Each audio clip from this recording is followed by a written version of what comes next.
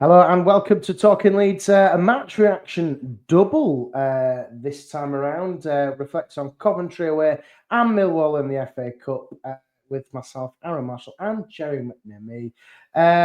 Buenos dias, Gerry. Yeah. I wish I was still out there as I was sitting in the cold yesterday thinking, why didn't I just stay? But it's Yeah. 53 years of hurt.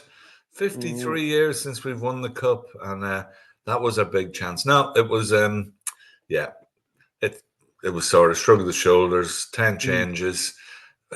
We've bigger fish to fry. Millwall, yeah, they'll get so far.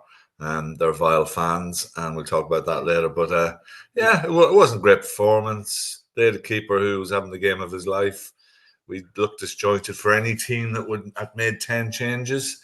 Yeah. And I suppose a few of the lads who were on the bench, that was their chance to shine and didn't quite put their hands up. But I suppose it's unfair to expect them just to go out and gel like a team that's been playing. But we do know the team that will go out on Tuesday, and that's probably the team that played against Coventry, and that's our team at the Yeah. moment with these guys Yeah. coming on. So out of the cup, disappointing. You don't like to lose, but it was a shrug. We missed a penalty. Oh, shrug of the shoulders. Okay, that's Mm. done, and let's move on and move on to winning the league. Absolutely, I think you're right there. And I think it was one of those, one with Millwall, typical Millwall, just pressing and just counter-attacking, all that nonsense which we know about. But Yeah. I think the penalty the miss, sorry, from Strauch was a Mm. real turning point. Because it's just going to be one of those things, wasn't it, for Leeds? But as I keep saying, there's always next year for the FA Cup, and I don't. And I said to Ryan from the old LS11 days, I said to him, I don't think we'll see Leeds United win the FA Cup in our lifetime. I don't think Yeah. it's gonna happen, Ryan. But Oh, you never know. Well, we've got a hell of a record. We've only lost 53 games in 53 years, and that's one a year, one game a year. yeah, That's not bad. Yeah. We've had yeah, some horrendous exits from the FA Cup over the years. mm, Newport, Crawley, Colchester for the older people, Histon, mm. Sutton, oh, you name it. And going out to Millwall, fellow championship team who are mid-table. Um, yeah, They're didn't going form a nowhere, ripple. Millwall. They're not going to be Uh, in the playoffs. They're not going to go anywhere. A little cup run will do them good. Yeah. But yeah, Well, I suppose it was because it was them. And I just have to say, their fans are vile. mm, The club's issued a statement about tragedy chanting, and this is bad, and they'll get a fine. Just ban the feckers. They're the worst team. A lot of clubs, we know the Munich and the Hillsborough, and we get it for the Turkey thing. I think you don't hear it now, but them, it's still natural, and they get away with it. The family club of the year a couple of years ago, it's absolutely laughable. The, mm, the next we'll play them in a month's time. Just ban them from the ground. Don't give them an allocation, and if they mm, keep doing it, close the ground because it's vile to someone to go out and think, oh, let's think about Istanbul. Let's think about a couple of lads getting murdered, or people singing about tragedies. It's just it's got to sound the Jimmy Savile stuff, yeah, we get that all the time. But we, mm, we got fined for singing about Brighton, which was wrong. I'm not saying it's right, yeah. but it's the content. It's all wrong, the content, and they should be banned for what they do. But anyway, let's get that aside. They all look like pound shop Del boys with their peak caps and their whoa a Millwall. That's all they've got. That's all they've got. They should be actually sectioned off as a part of London that nobody wants to go to. If you ever been to the Den, it's horrible. But let's pass I've been there. the It's the one horrible, in. But horrible. on the pitch, the one fair and square, their keeper had the best day of his life, pulled off some great saves, and they were organising up for it. And so we had 10 changes, and we looked rusty, looked disjointed, didn't have that momentum in midfield. I was worried when we brought on the subs. I thought, no, leave him. Don't want him getting injured. Leave Tanaka. Don't want to put him into this. But yeah, The, we the only started. the, the only success for me from that game, Jerry, was Sam Chambers. He looked lively, and he looks a good young prospect, doesn't he? For me, he's really caught my eye. He's knocking on the door there in that kind of that midfield role, and he could give it a go. I think in the league. Yeah, he was unlucky. A couple of times he got to the Mm, byline, crossed in. Willie had a sort of bicycle kick, which was unlucky. I think the keeper saved, and he got the ball and he cut across the penalty box and had a shot. And again, the keeper saved it. So he faded later on. mm, Physicality a bit more. So he's got a bit to go, but definitely one for the future. And he mm. was. he was a star. If you look through the team, I've still to look at the highlights, but the first goal, total miss hit. But was the second one? Did that just go in on the near post? Did it? Thought he should have had that. Just But snuck in, yeah. the first goal, Willie had about 3 chances to clear over Laborate. It got caught, and the guy cut in, and it gets scores. But if you look through the team, Struijk getting minutes back in his legs. Yes, he missed a penalty. He was solid enough. I think Schmidt looks decent. I think still. Finally, Gerry. Finally. Yeah, but what are we saying then? Sam Byron is attacking. I mean, Sam's great, but when he's playing on the left, he keeps having to cut inside or stop and play it back. Whereas Firpo's bombing on, so I think Firpo gets in that position. Who was the other centre half yesterday? My mind's gone blank. It was Ampadu. Of course, it was Ampadu. He was, apart from nearly giving away a goal, thought he was solid. Yeah, and I think when they took him off, which was quite late, I thought, well, that's saying, yeah, this game's done. We're resting you. But he was bombing around the pitch, and he looked class, even though he nearly gave that one to hit the crossbar. Gilavogi, he was lucky to stay on the pitch. Yeah, I thought that looked bad, and he's a bit awkward. He's okay for that last 5 minutes, and that's what, in fairness, that's what we got him for. He's good influence in the dressing room, but he's not going to be in the starting 11. Rothwell, he was lost without his mate yesterday. Tried his best. I was disappointed. Ramzani, he does a lot of defensive work. I'll give him that. He always does. And Willie, I thought, come on, well, this was a chance. Could have been better. Took too many touches. Tried to run through walls of defenders. Didn't quite work. And I hit Matteo Joseph. That was probably one of his worst games. He's only 21, so you don't want to. It wouldn't stick. The passes weren't going in. It must be very frustrating for him because there is a player there, but you think, should we have bought another striker if Pero isn't on form? And we brought the subs on later, and we were.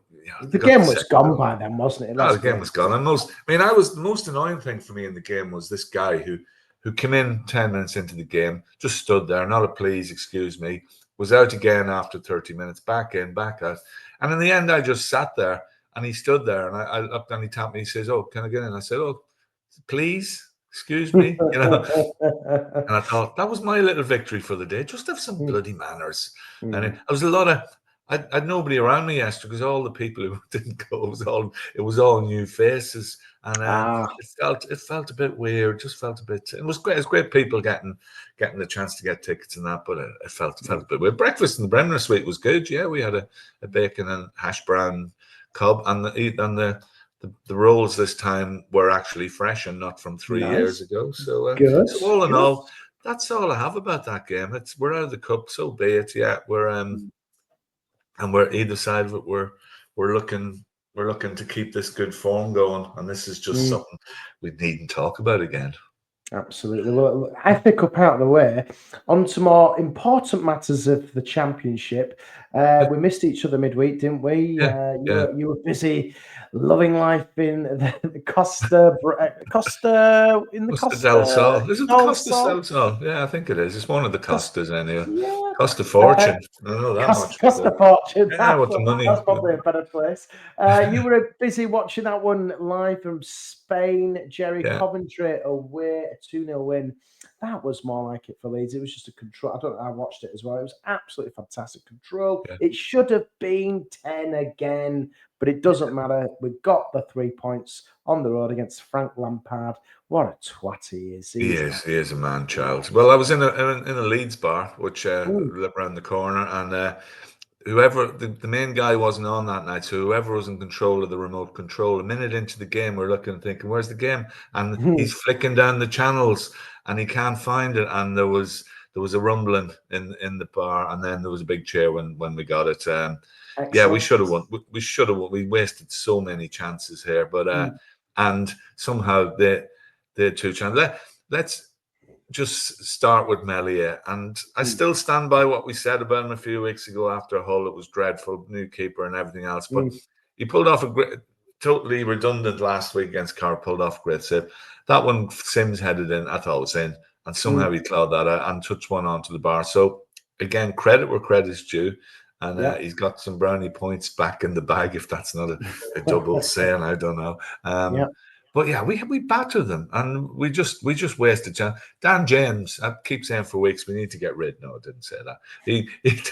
Dan hadn't his best shooting night, but it was we 2-0 up. I mean, Bogle was really lucky with that one. The keeper stopped everything else, but somehow managed. Bogle just went through it like a wrecking ball, and the ball's in the back of the net. Pirro finishes how Pirro does, but yeah, we should have scored. They could have got back, and a great all-round performance against a team who, again, on form. As were Cardiff, and we could have easily got 5, 6, 7 there, and they're. We just keep getting the points on the board. And you look at Sheffield United were apparently awful yesterday. Portsmouth should have battered them. Sunderland dropped points. We just got to keep winning these games. Just keep edging ahead. And it was, regardless of missed chances and everything, we looked good. And Lampard, I mean, I think he did the 4-2 to the crowd, and yes, that night still rankles, but you didn't win. You lost the next game. You haven't won anything as a manager. Anybody out there looking at Leeds would say, "Well, don't play a high line. Keep it tight, because at Leeds it takes them a hard. But yeah, play a high line. That's it. And Leeds just keep lobbing it over the top. And he's, as I said before, an absolute charlatan. Brilliant footballer, but as a manager and a pundit, and I think as a person, from what I heard of him, I don't know him personally, maybe he's all right. He's an absolute tosser, and I can't stand him. He's on the list. He's on my list of grievances. And Frank, and let go of the hair, Frank, and the old colour in the hair and everything else. It's not good look. Yeah. But he'll say, I told the players what to do, and they didn't do it. And he'll come up with something. So that's my gripe about Frank Lampard. But yeah, we won 2-0, and it was great performances all around. It was controlled. Tanaka's brilliant. He's getting better and better. But I completely agree. The main thing is we've got the 3 points on Wednesday, and it was really important because the games are coming thick and fast for us. We've got another one on Tuesday against Watford, and then we've got, dare I say, a bit of a break before we play Sunderland. And then we've got another, I think is it another week or so before Sheffield United? Yeah, it's the Monday night. Yeah, two Monday nights.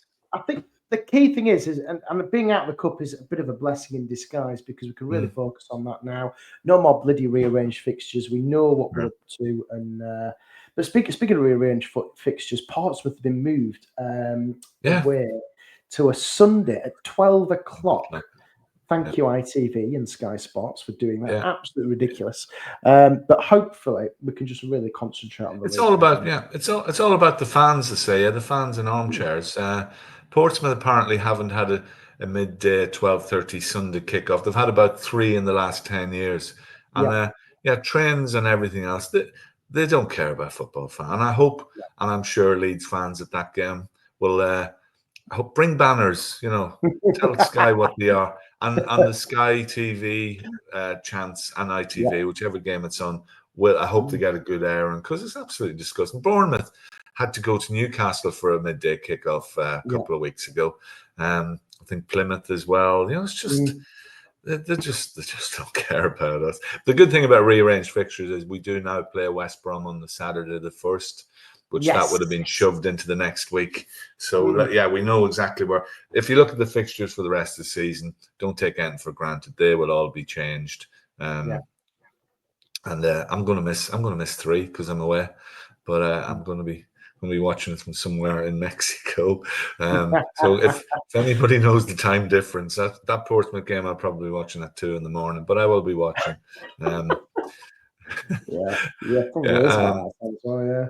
So Coventry out of the way. We've got Watford next. Watford had a good game, good result. I mean, Tom Cleverley is on the verge, as Watford managers are, and they had a good result at Sunderland. But it used to be that teams on bad runs, Dr. Leeds would sort it out. It seems the last few weeks, teams on good runs coming to us. Dr. Leeds are putting the final nail in the coffin. And God, there's lots of analogies here. I don't even know what I'm talking about, which most people agree with.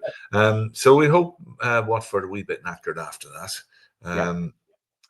going down to that. Last year I went, Elton John was sitting 3 rows in front of us. Okay. He was. But yeah, he wasn't for talking. Yeah. No.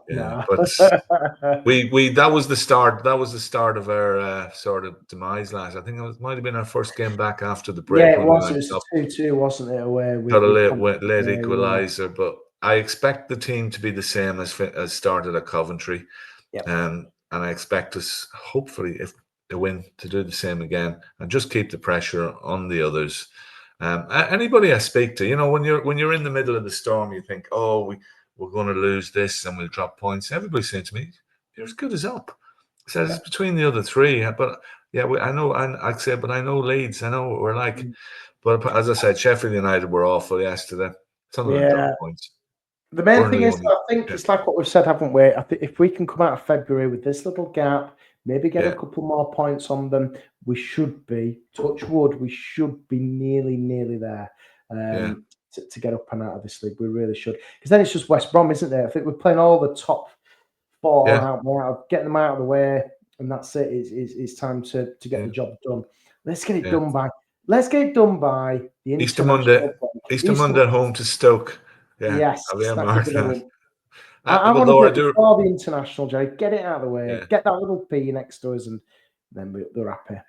We were talking about it yesterday. I remember Good Friday at home to Wigan, who hadn't won away for about 20 years, and we'd won. If we'd won that and won on the Monday against Brentford, we were up, and everybody remembers that Wigan game down to 10 men. We lost 2-1, lost to Brent. That goes down as one of the worst days I've ever had at Elland Road. It was unbelievable, and that's what can happen. So yeah, we won't get carried away. We're hoping, but we won't get carried away. We've got Oxford on Good Friday away. New ground. They've got a good record, Oxford, in this league. I know that they're in the bottom half. They're doing okay. And it's not Gerry Rowett is manager. I've said to my other half, I said, "Do you fancy a weekend in Oxford?" She said, "I'd love to go to Oxford." Yeah. Then she said, "Are Leeds playing?" I said, "I don't know. I'll have to check." That'd be a real coincidence, wouldn't it? Yeah. And she just shrugged her head. She knows. But yeah, that's my payoff. So Watford, Tuesday. Let's go out and do them. Let's get points on the board. Let the others scrap. I think on that Easter Monday, actually talking about, I think Burnley play Sheffield United. They do. I think yes, they do. You're right. So, it's one of those which could send us up if we get a result. Oh, and what Sky will do is they'll put them on first. They'll get a result, and then we'll be playing at 8 o'clock. Put Sunday, 8 o'clock on Easter Monday or something, or whatever it is. We'll lose something ridiculous. And the Oxford game will be the same. It'll be you're right. They'll stack the games up as they do, and we'll to make it more dramatic. I mean, I like watching me sport on TV. Sometimes I hate Sky, but what they do, really hate them. It's not good, man. He's the worst, absolute worst. I met him on a plane once. I was on the same plane as, and you know what? I'm sure he's a really nice guy. He's really nice guy, but he doesn't like Leeds. Yeah, he just sort of smiled. He was laughing and he seemed okay. Yeah, I think the other fella, Andy Hinchcliffe, is worse. I think he's a pain. Anti-Leeds as well. But they are. But we're back in the Premier League. I think what showed yesterday was if we do go up, big investment. We need big investment. There's we haven't got the depth in squad. There's players that are brilliant in the Championship, but probably not good enough for the Premier League. And as we've seen with the bottom 3, which is hilarious, we need to be better than that and the quality. Because Ipswich, they spent 100 million, didn't they? And they bought a lot of the best Championship players. You thought that's decent purchasing, but they've not done it. And that's because they slagged us off at their end of season party, the players. So I still hold that grudge, and I've still bookmarked a lot of stuff that's going to come out if things go the right way. Because I'm at an age now where I'm bitter and twisted and grumpy. That's what we do. Absolutely. Yeah. Brilliant. Right. Thanks, Gerry. We'll see you on the next one, hopefully. Will you be there on Tuesday, Gerry? I'll be there Tuesday. Yeah, I'm there on Tuesday. And we've got a bit of corporate. It's nice. I'm getting a bit of prawn sandwich. Yeah, so I'll report back. But I'm worth it. Yeah. Good stuff. We'll see you after that. All the best. Cheers, Gerry. See you soon.